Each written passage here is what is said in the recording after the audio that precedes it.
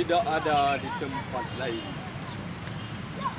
Karya Jalaluddin Rumi.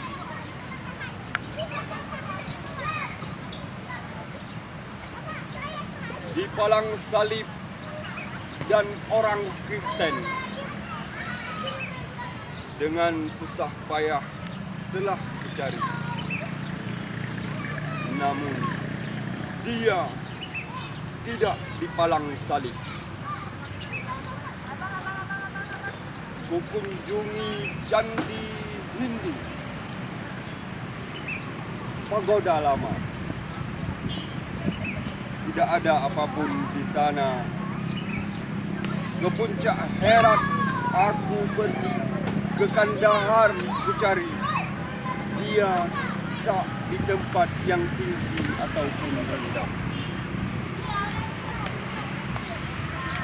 Akhirnya aku pergi ke Gunung Kau.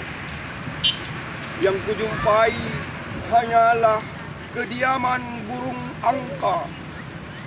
Aku pergi ke Kaabah di Mekah, tak pula dia di sana.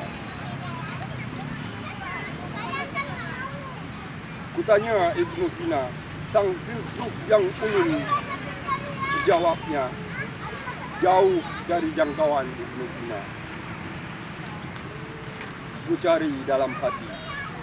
Ya, di situ tempatnya. Kulihat dia di sana. Dia tidak di tempat lain. Ternyata. Terjemahan Abdul Hadi Wait.